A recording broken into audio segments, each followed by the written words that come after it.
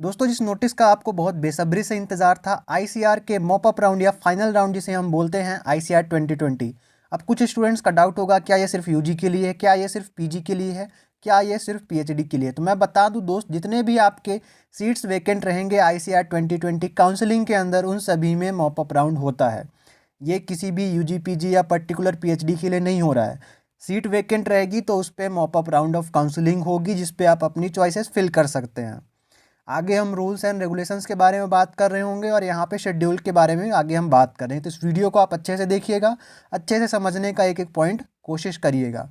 इसके बाद ही जितने भी आपके क्वेश्चंस हैं वो पूछिए, क्योंकि यहाँ पे जितने भी आपके क्वेश्चंस एक्सपेक्टेड हो सकते हैं सभी को मैं क्लियर करने की पूरी A to Z कोशिश करने वाला हूँ। तो ये वीडियो आपके लिए बहुत इंपॉर्टेंट है दोस्त। इस वीडियो को देखने के बाद कोई भी दूसरा वीडियो आपको देखने की ज़रूरत नहीं पड़ेगी। सबसे पहले यहाँ पे शेड्यूल की बात कर लेते हैं। शेड्यूल यहाँ पे देखें तो display of vacant seat matrix ये आपका ओपन हो जाएगा 22 ऑफ दिसंबर। सबसे पहले सीट मैट्रिक्स का पीडीएफ रिलीज किया जाएगा, जिसमें बताया जाएगा कितनी सीट किस यूनिवर्सिटी के अंदर, किस कैटेगरी के अंदर यूजी पीजी और पीएचडी में वेकेंट है। उसके साथ साथ ही आपका रजिस्ट्रेशन एंड चॉइस फिलिंग का विंडो वापस से ओपन हो जाएगा। ये किसके लिए है आगे हम बात कर रहे होंगे। ठीक है, इतना समझ में आ गया आपका। लास्ट डेट रजिस्ट्रेशन और चॉइस फिलिंग की कब है? 25 ऑफ दिसंबर। इसको आप अपने दिमाग में रख लें, इसको स्क्रीनशॉट लेके मोबाइल में रख लें, शाम को 5 बजे तक 25 दिसंबर को। ठीक है, आगे हम बात कर लेते हैं। 28 तारीख 28 दिसंबर को आपका फर्स्ट अलॉटमेंट, एक ही अलॉटमेंट है यहाँ पे, कोई भी फर्दर अपग्रेडेशन अलाउड नहीं है। तो आपका अलॉटमेंट आ जाएगा 28 दिसंबर को। बाकी जितनी भी सारी प्रोसेस है ये सब मैंने बता के रखी हैं। इसका वीडियो आपको डिस्क्रिप्शन में और आई बटन पे मिल जाएगा। अपग्रेडेशन यहाँ पे अवेलेबल नहीं है मॉपअप राउंड में, इतना आपको ध्यान रखना है। आपका जो विड्रॉल और कैंसिलेशन है ये आपका अलाउड नहीं है एप्लीकेंट लॉगिन पे, जब तक यहाँ पे एग्जैक्टली बताया गया कि 28 दिसंबर तक आप अपना सीट विड्रॉल नहीं कर सकते हैं, जब तक इस मॉपअप राउंड का अलॉटमेंट नहीं हो जाता है। ठीक है। आगे क्या बात करते हैं यहाँ पे, जीरो और निगेटिव मार्किंग वाले अप्लाई नहीं कर सकते हैं। बाकी जितने भी रूल्स हैं आपका काउंसलिंग का रूल सब कुछ सेम है, जैसा कि काउंसलिंग ब्रूचर में बताया गया। तो मैंने भी सारे वीडियोस आपके A to Z बना के रखे हैं। यहाँ पे और कौन एलिजिबल नहीं है? जो कैंडिडेट्स पहले से ही एडमिटेड हो चुके हैं। एडमिटेड मतलब आपने कहीं एडमिशन ले लिया है, डॉक्यूमेंट्स अपलोड कर दिए हैं, फीस आपने जमा कर दिया, अपना जो रिमार्क है वो चेक कर लेना। अगर एडमिटेड शो कर रहा है तो दोस्त आप इस मॉपअप राउंड में एलिजिबल नहीं हो, आप अप्लाई नहीं कर सकते हैं। सीधी सी बात समझ में आ गई होगी जितने भी स्टूडेंट्स हैं। ओके, जितने भी स्टूडेंट्स को यूनिवर्सिटीज़ ने एडमिशन उनका डिनाई कर दिया है वो भी मॉपअप राउंड में एलिजिबल नहीं है। सिंपल सी बात, पहले वो स्टूडेंट्स जो एडमिटेड हो चुके हैं, दूसरे वो स्टूडेंट्स जिनका डिनाई हो चुका है एडमिशन यूनिवर्सिटी के द्वारा, वो भी एलिजिबल नहीं है। तो एलिजिबल कौन नहीं है हमने डिस्कस कर लिया। उसके बाद जो प्राइवेट एग्रीकल्चर कॉलेजेस के स्टूडेंट हैं वो भी इसमें पार्ट नहीं ले सकते हैं मॉपअप राउंड ऑफ काउंसलिंग में। आईसीआर की कोई भी जिम्मेदारी नहीं है उसे एडमिट करने की। आगे हम बात कर लेते हैं और भी रूल्स एंड रेगुलेशंस की, आखिर एलिजिबल कौन है। दोस्त अब बात आती है ऐसे सभी स्टूडेंट्स की जिन्होंने रजिस्ट्रेशन नहीं किया था, रजिस्ट्रेशन मिस कर दिया था। मेरे ऐसे करीब 50 से ज़्यादा, करीब 100+ स्टूडेंट्स हैं जिन्होंने रजिस्ट्रेशन नहीं किया था। बहुत सारे ऐसे व्हाट्सएप पे मैसेजेस पड़े हुए हैं, सर एक बार चांस मिल जाए, बस सीट मिल जाए हमारा, हम रजिस्ट्रेशन कर लेंगे, हम गलती से मिस कर दिए थे रजिस्ट्रेशन। तो दोस्त ये बहुत इंपॉर्टेंट पॉइंट है, 6 नंबर का पॉइंट मैंने पहले भी बताया था आपको। लास्ट ईयर का रूल देख लो, सारी चीज़ें यहाँ पे मैक्सिमम यहाँ पे सेम है।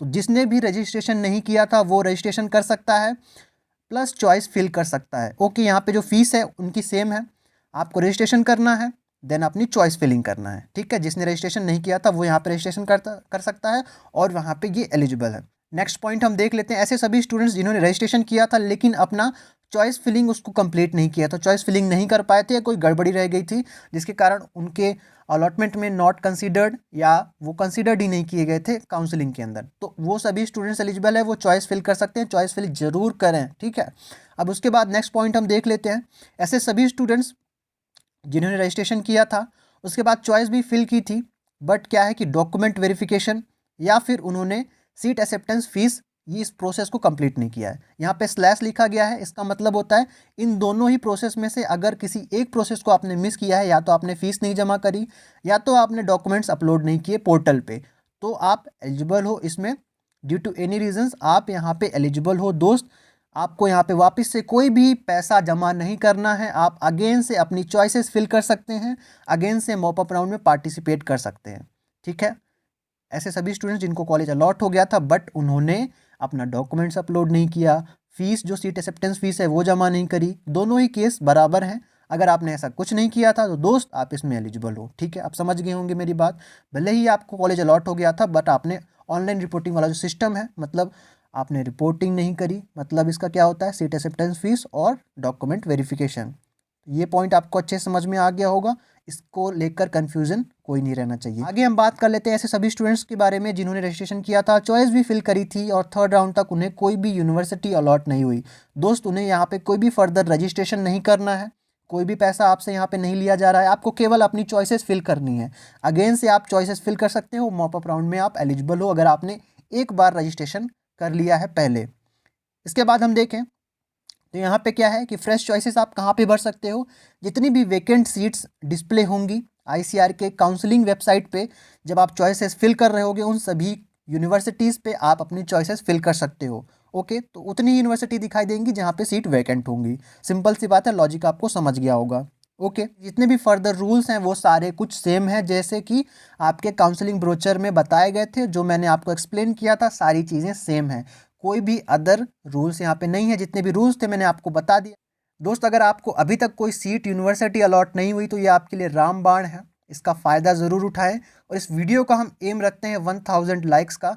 मुझे पता आप बहुत जल्द कर दोगे, आपका सपोर्ट मुझे ऐसे ही मिलता रहे तो आपके लिए बहुत ऐसी ही इन्फॉर्मेटिव वीडियोस, नॉलेज वाली वीडियोस और कैसे करना है काउंसलिंग, सारी कुछ प्रोसेस आपको इसी चैनल पे मिलेगी। तो मेक श्योर आप कृषि क्रांति यूट्यूब चैनल को ज़रूर सब्सक्राइब करें। बहुत बहुत धन्यवाद इस वीडियो को देखने के लिए। दोस्त अगर आपको काउंसलिंग समझ में नहीं आती है या बहुत ज़्यादा प्रॉब्लम होती है, कहीं पे भी कोई सॉल्यूशन नहीं मिलता है किसी आपके क्वेश्चन का, तो जैसा कि मैंने आपको काउंसलिंग हेल्प प्रोग्राम में बताया था, यहाँ पे आप पेमेंट कर सकते हो। यहाँ पे किसी से भी ज़ोर ज़बरदस्ती नहीं है।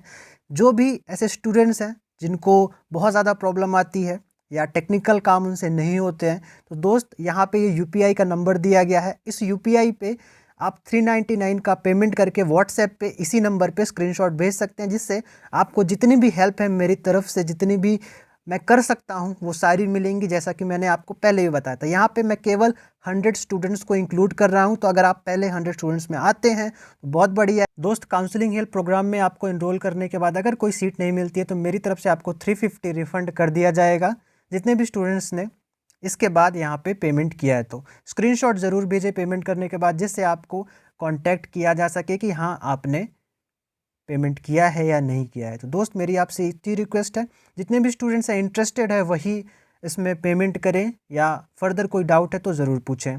जितने भी ऐसे स्टूडेंट्स हैं जो काउंसलिंग अच्छे से कर सकते हैं वो ज़रूर अपने से करें, और जितनी भी प्रोसेस मैंने बता के रखी है वीडियोज़ में, उन वीडियोज़ की हेल्प ज़रूर लें, क्योंकि एक एक वीडियो आपका बहुत वैल्यूएबल है, उनकी वैल्यू ज़रूर करें। बहुत बहुत धन्यवाद।